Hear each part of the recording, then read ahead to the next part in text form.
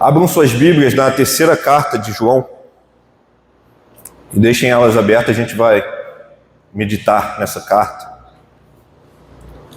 Terceira carta de João, que é uma carta missionária, pastor Ramiro.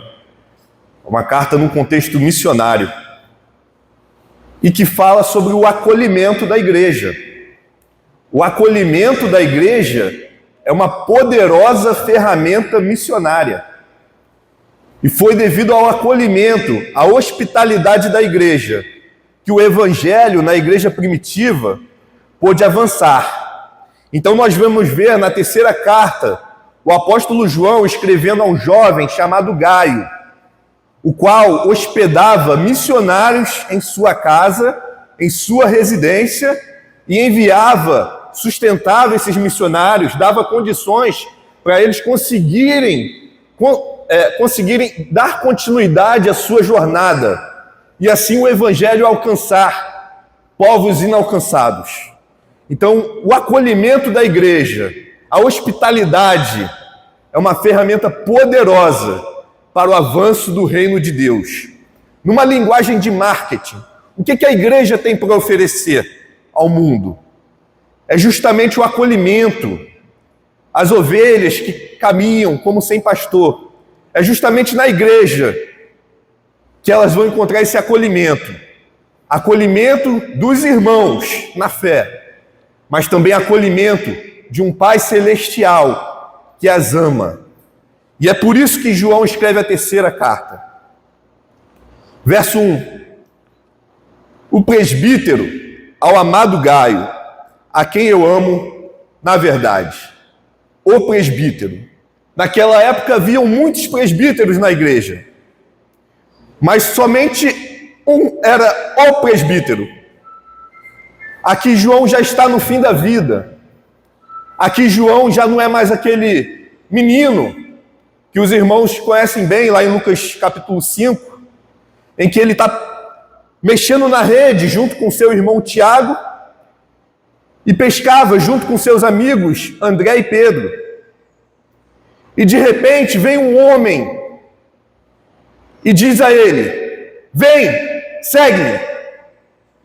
E ele abandona tudo e segue aquele homem. E aquele homem é Jesus Cristo, o Verbo que se fez carne e habitou no meio de nós. E João dá a sua vida para seguir aquele homem. Aprende, amadurece. E agora ele está no fim da sua vida. Aquele menino agora é um homem, um senhor, no fim da vida. O último dos apóstolos vivos. E ele sabe que tão importante quanto mandar missionários, enviar missionários para o avanço do reino, é discipular as novas gerações, é falar aos jovens. E ele se preocupa com Gaio. Paulo também não foi diferente, ele fala para Timóteo, o jovem Timóteo, Paulo no fim da vida: Timóteo, permanece em mim, guarde o que eu te dei. João, ele olha para o passado, lembra daquele menino que ele era, que seguiu Jesus? E ele vê seu irmão Tiago, o primeiro mártir dos apóstolos. Em Atos 12 a gente vê, sendo morto a fio de espada por causa do evangelho. Ele olha para Pedro e André, seus melhores amigos de infância. Ele vê Pedro crucificado, de cabeça para baixo, segundo a tradição, por causa do evangelho. Ele olha para André, seu amigo de infância, e ele vê André crucificado por causa do evangelho. E ele olha para Jesus, o qual o chamou, e ele viu o seu Senhor ser crucificado. Nós somos cristãos. Nosso símbolo é uma cruz. A marca do cristianismo é sacrifício. não é uma escada, não é ascensão na vida onde nós vamos ser ricos, poderosos, mas nenhum servo é maior que o seu Senhor. Somos chamados a ser servos, a servir a Cristo, ao Senhor que nos chamou. Então perceba que João, ele vê o Evangelho, ele vê a verdade com seriedade. Ele olha para os jovens como Gaio, e ele não vê os jovens como gente que tem que vir à igreja e ser entretida, gente que nós temos que lançar iscas para fazer movimentos para que eles continuem vindo à igreja e vivam uma vida profana lá fora. João vê Gaio, João vê a juventude, João vê os jovens como aqueles que vão dar continuidade ao avanço do Evangelho, porque João sabe que ele está velho, João sabe que ele vai padecer, João sabe que ele vai morrer, João sabe que céus e terra passarão, mas a palavra do Senhor permanecerá para todo sempre.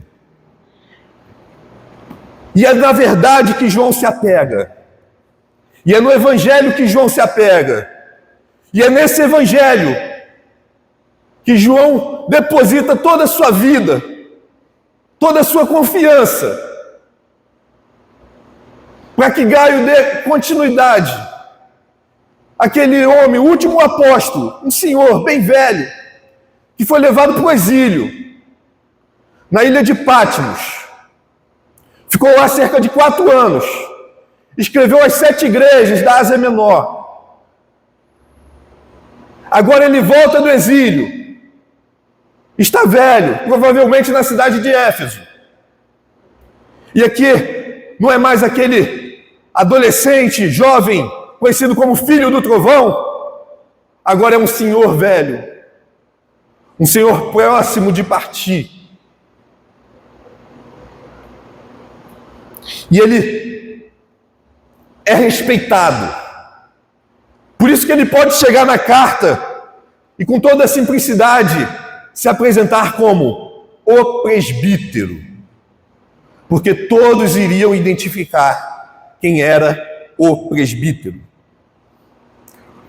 Ao amado Gaio, Gaio era amado pelos missionários que vinham e falavam a respeito de Gaio para João, amado pela igreja e amado por Deus que o escolheu. Nós não sabemos quem é esse jovem Gaio. A gente não tem como adivinhar. Existem alguns Gaios na Escritura, no livro de Atos, mas nós não sabemos. Mas nós sabemos que era um crente, e com aquilo que ele tinha, com seus bens, ele honrou ao Senhor. Era um cristão comum, mas que servia a Deus com aquilo que ele tinha.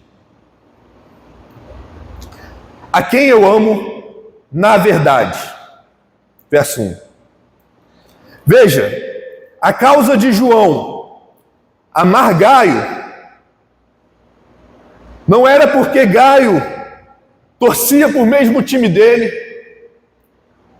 não era porque Gaio pescava junto com ele, jogava bolinha de gude, não era porque Gaio morava na mesma cidade dele, era vizinho, não.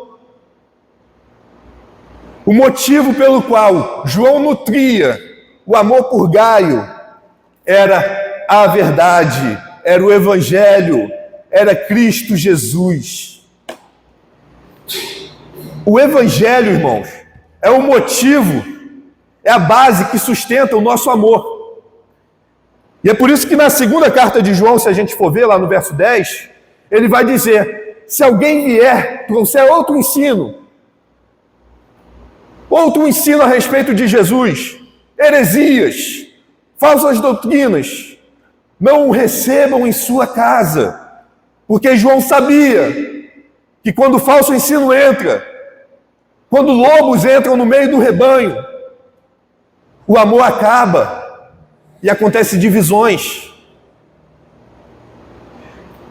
O fato, irmãos, e aqui está a base do acolhimento da igreja, é o amor. É esse amor baseado na verdade. É por meio da verdade que nós nos relacionamos. Mas por que nós nos relacionamos por meio da verdade? Vou fazer aqui uma breve dinâmica. Fechem seus olhos. Imagine como Deus vê vocês nesse momento. E imagine como seria Deus em relação a vocês. Deus estaria triste, Deus estaria decepcionado. Podem abrir seus olhos. Como os irmãos acham que Deus os vê? A verdade é que o Evangelho faz com que aquele que recebe o Filho de Deus seja transformado em Filho de Deus. De tal forma que Deus nos olha agora e Ele diz: esse é meu Filho amado em quem me comprazo. Porque Deus, Ele nos vê, mas Ele não nos vê pelos nossos pecados, pelas nossas obras, pelas nossas ações, pelos nossos delitos. Ele olha para a gente e vê a cruz, e vê o Cristo Jesus, e vê o seu Filho.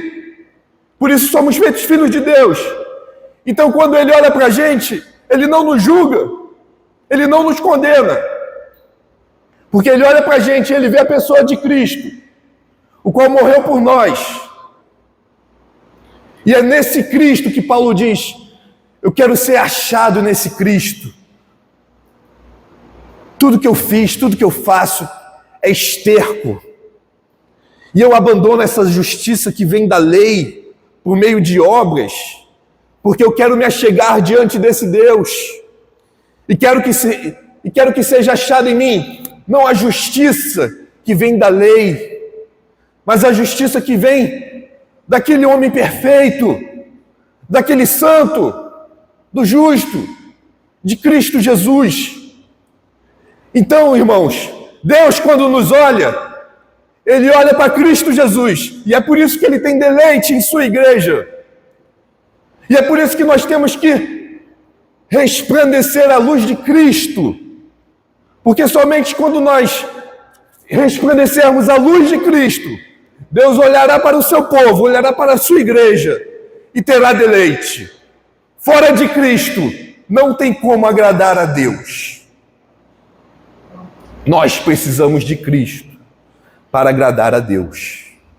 E da mesma forma que Deus, Ele nos ama por meio de Cristo Jesus, Ele não nos condena, Ele escolhe gente de toda cor, de toda raça.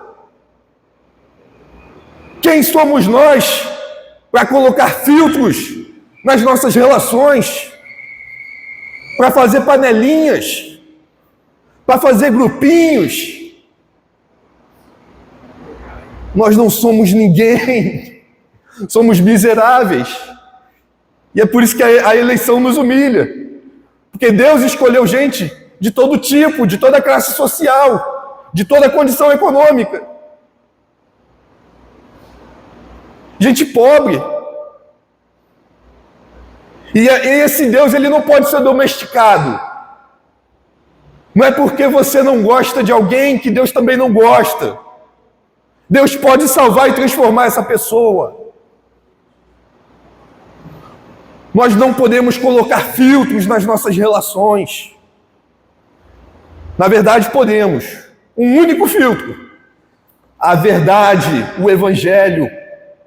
E é por isso que nós temos prazer nessa comunhão gostosa e maravilhosa. Porque nós vemos Cristo na face dos irmãos.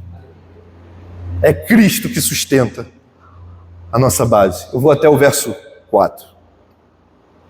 Amado, acima de tudo, faço votos por tua prosperidade e saúde, assim como é próspera a tua alma. Gaio era próspero, Gaio tinha boas condições. Gaio sustentava os missionários e enviava os missionários. Mas olha a oração de João para Gaio. Eu oro pela tua prosperidade e pela tua saúde. Mas tem uma correlação aí. Assim como é próspera a tua alma. Como o evangelista Ramiro falou. Não adianta a gente ter carro para ficar orgulhoso. Mas também não é errado orar por prosperidade. Você pode orar por prosperidade. Interessante que João não olha, está orando aqui pela prosperidade de outro, né? A gente muitas vezes ora por prosperidade, mas ora pela nossa prosperidade. João está orando pela prosperidade do próximo. Não é errado orar por prosperidade. Mas a questão é que a sua prosperidade tem que acompanhar a sua vida espiritual com Deus. Porque o dinheiro, ele pode ser uma bênção, mas ele pode ser uma maldição. Porque se a pessoa recebe dinheiro, mas ela não tem maturidade espiritual, ela vai usar o dinheiro para fazer coisas ruins, para se afundar em vícios, para querer mandar na igreja. Então o dinheiro, ele pode ser uma bênção, sim, desde que essa pessoa, ela tenha um progresso espiritual também.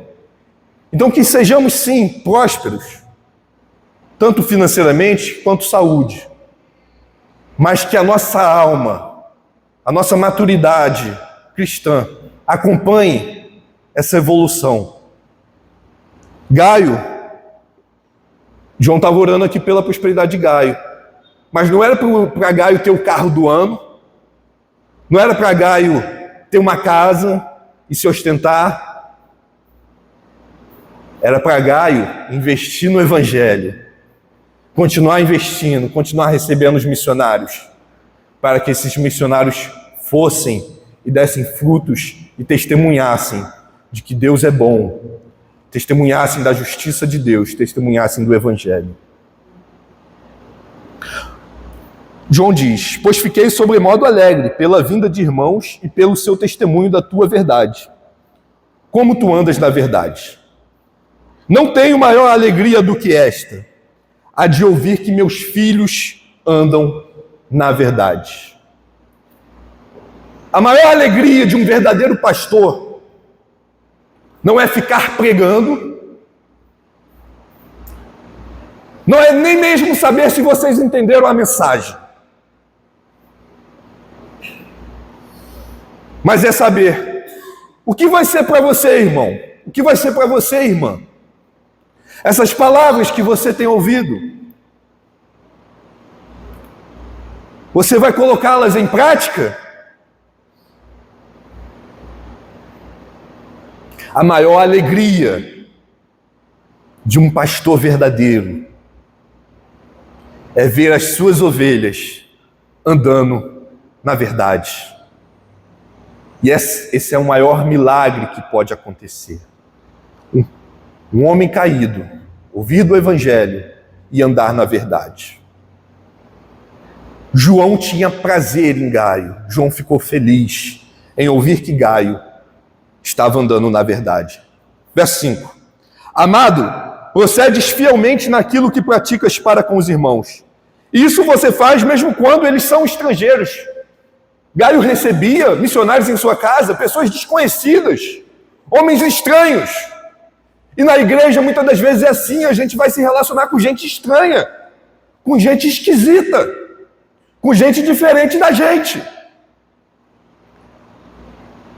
Gosto muito quando São Tomás de Aquino diz que a igreja é como a Arca de Noé.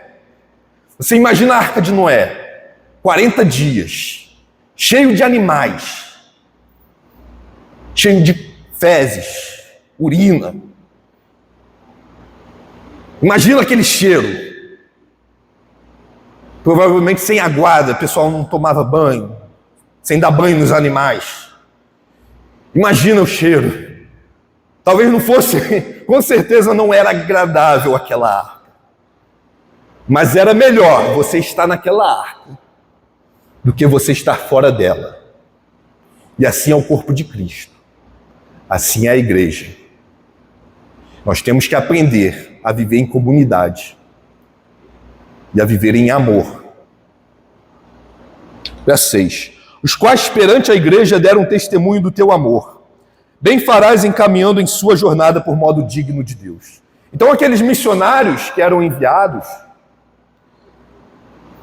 eles voltavam para João e davam bom testemunho. Olha, nós conseguimos levar o evangelho para aquela cidade, porque antes de chegarmos lá, teve um homem aqui chamado Gaio naquela cidade lá, de Diótrefes, que nos sustentou, que nos deu condição, que nos deu alimento. E com isso a gente pode levar o evangelho mais para frente. E aqui, João dá 3 motivos pelo qual Gaio fazia bem ao enviar aqueles missionários. Verso 7. Primeiro, pois por causa do nome foi que saíram.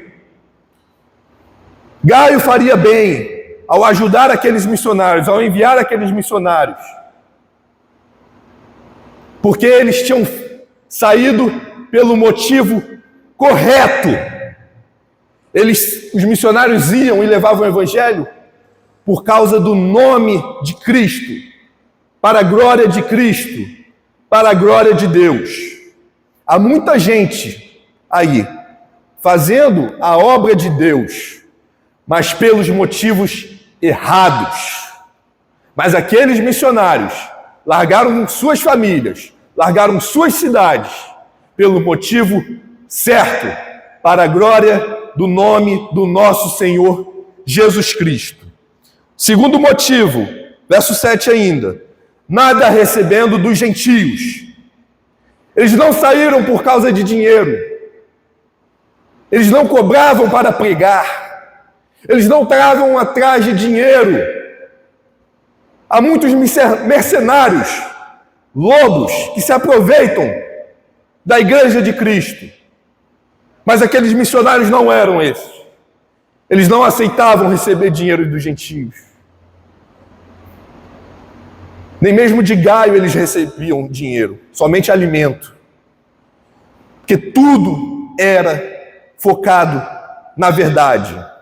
E nós precisamos nos voltarmos à verdade, à palavra da verdade. 8. Portanto, devemos acolher esses irmãos, para nos tornarmos também cooperadores da verdade.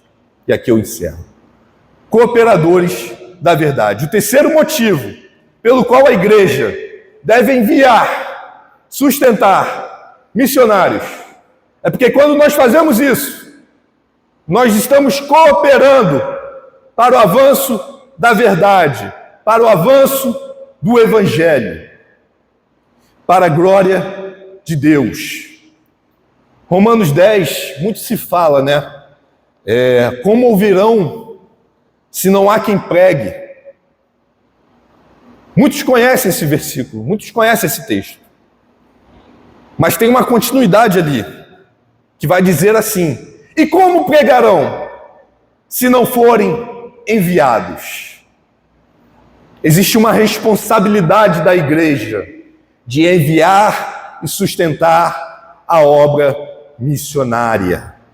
Deus não deu autoridade para pararmos o avanço do evangelho em prol de construção de edifícios, em prol de construção de grandes redes de comunicações. Não que isso não seja bênção, irmãos, mas entendam, a prioridade é o avanço da verdade, é a manifestação da verdade, é o avanço do evangelho. Esses irmãos eram tão simples, era uma igreja humilde. Hoje em dia tem hotel, o pregador, a gente chama o pregador fica no hotel 5 estrelas, tem jatinho.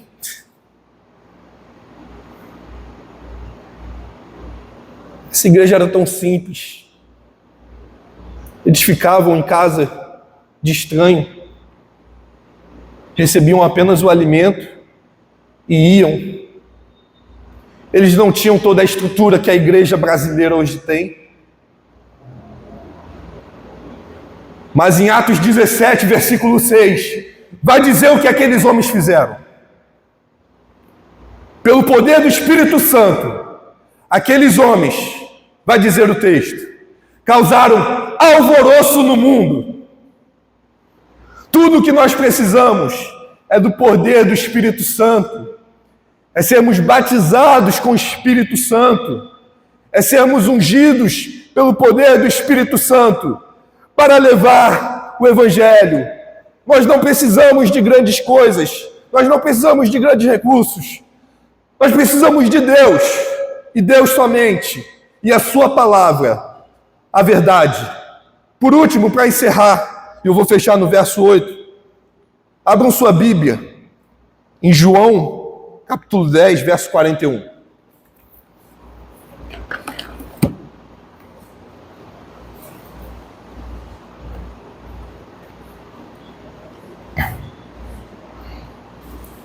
Vai dizer assim, a respeito de João Batista. E iam muito ter com eles, e diziam, realmente, João Batista não fez nenhum sinal. Porém, tudo quanto disse a respeito de Cristo, era verdade. E muitos ali creram nele. Perceba, João Batista não fez nenhum sinal. João Batista não fez cair labaredas de fogo do céu. João Batista não ficou 3 dias dentro de um ventre de um peixe.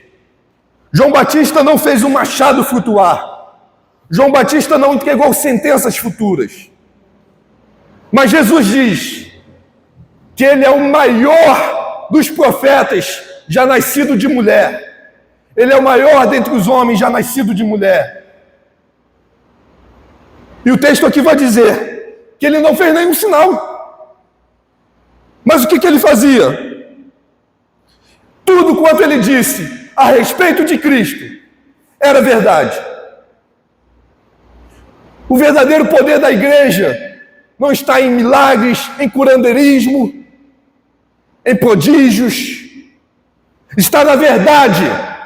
Está na palavra de Deus. Era isso que João Batista tinha. Por mais que ele não fizesse sinais, por mais que ele não fizesse parar de chover, tudo quanto ele falou a respeito de Cristo Jesus foi verdadeiro.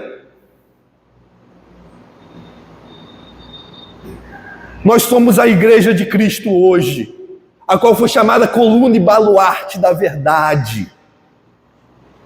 E o grande problema do mundo hoje é que nós, a igreja, que é coluna e baluarte da verdade, que temos a verdade essa que o maior dentre os homens, nascido de mulher, usou, pregou.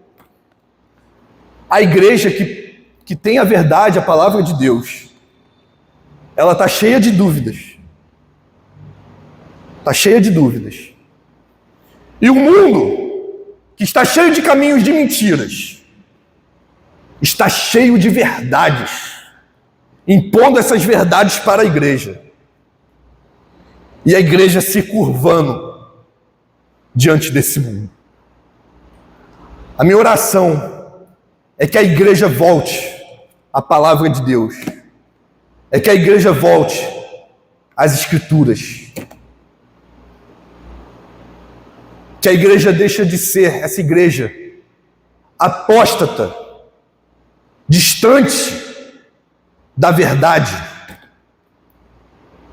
mas que ela volte com fervor para a verdade, se volte para as Escrituras verdadeiramente, e pelo poder da palavra de Deus, ela faça maravilhas, ela seja uma igreja grande, uma igreja edificante. Nós precisamos voltar ao Evangelho. Voltemos ao Evangelho. Voltemos às Escrituras. Voltemos a Cristo Jesus como nosso Senhor, para que por meio dele possamos edificar essa igreja, para que por meio dele haja um amor fraternal entre os irmãos. Cristo é tudo o que precisamos. E Ele nos deu a sua palavra. Elias não tinha essa palavra.